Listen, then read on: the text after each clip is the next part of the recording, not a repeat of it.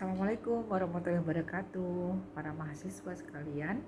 Selamat berjumpa lagi dengan saya, Dr. Tiara Puspa, yang kali ini saya akan memaparkan mengenai perundingan kolektif dan hubungan ketenagakerjaan.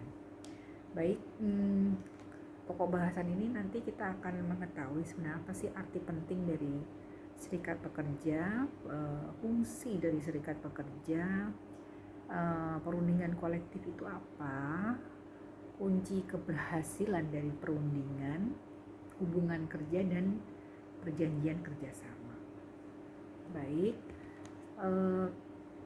serikat kerja atau serikat buruh ya, dulu kan serikat buruh ya, sekarang kita sebut sebagai serikat karyawan ya, adalah satu organisasi yang memang dibentuk oleh dan untuk ya pekerja, baik di perusahaan maupun di luar perusahaan, yang bersifat terbuka ya, mandiri, demokratis dan bertanggung jawab untuk memperjuangkan, membela serta melindungi hak ya dan kepentingan pekerja, serta meningkatkan kesejahteraan dari pekerja itu sendiri.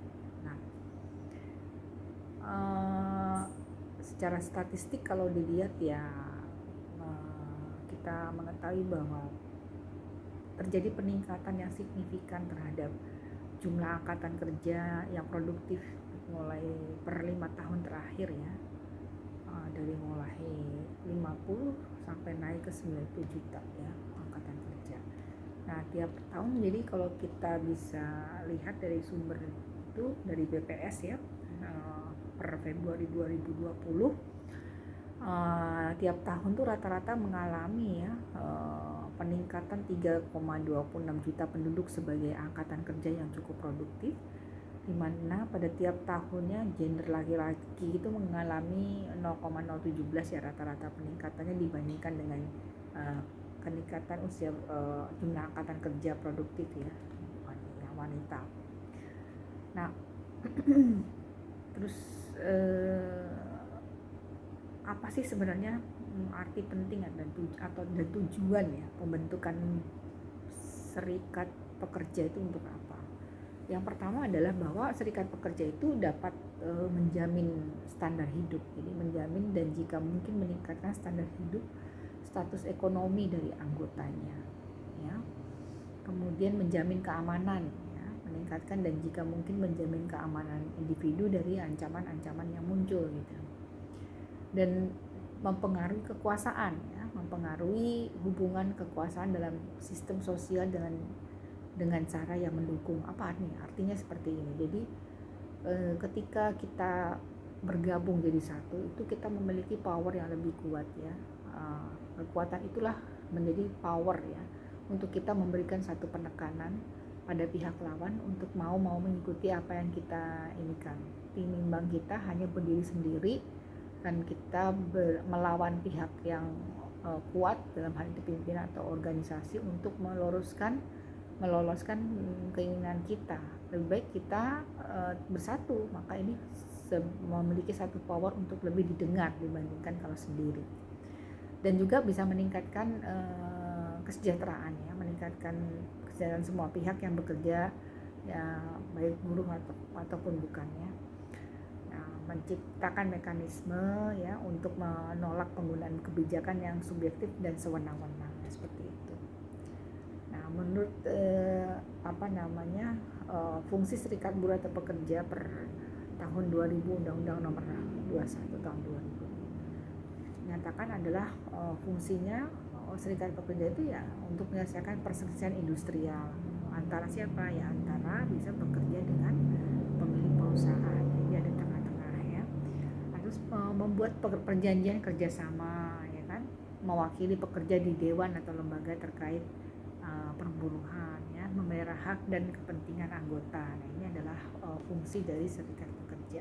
Nah, ketika terjadi satu diskusi karena ada satu masalah yang tidak bisa dibicarakan dari pihak antara pekerja dengan pengusaha, maka terjadilah perlu satu perundingan yang kadang juga perlu didatangkan pihak ketiga.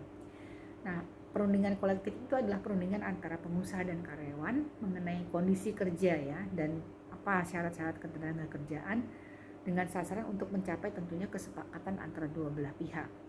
Nah, di sini dalam perundingan kolektif yang penting diperhatikan di situ pasti harus ada perwakilan ya dari tim manajer maupun dari tim organisasi serikat pekerjanya. Dan tujuan perundingan kolektif itu adalah ya pasti adalah menyusun suatu perjanjian ya, dengan isinya masalahnya berkaitan bisa dengan gaji atau masalah terkait dengan karyawan yang lain, dan manfaat perundingannya tentulah menyediakan metode bagi kelompok untuk berdiskusi secara langsung dan sepakat terhadap kondisi ketenagakerjaannya. Ini manfaat perundingan tuh ya itu ya, supaya semua tuh didiskusikan secara langsung dan mengetahui keinginan yang satu pihak dengan yang lain, ya kan?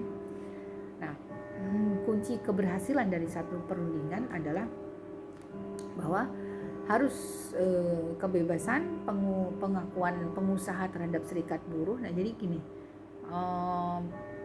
di dalam perundingan itu serikat pengusaha itu juga harus mengakui keberadaan dari serikat pekerja, karena tanpa adanya itu maka dia berhadapan dengan per individu masing-masing gitu kan ya.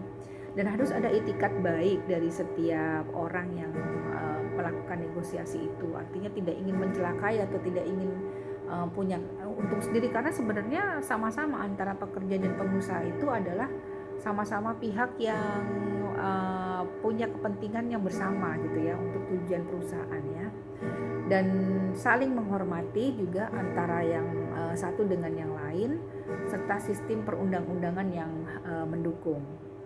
Nah, beberapa hal yang menjadi kunci utama itu ini ya yang dari keberhasilan dari satu perundingan. Oke. Baik, demikian paparan dari saya untuk perundingan kolektif dan hubungan ketenagakerjaan. Semoga paparan ini bisa bermanfaat. Terima kasih. Assalamualaikum warahmatullahi wabarakatuh.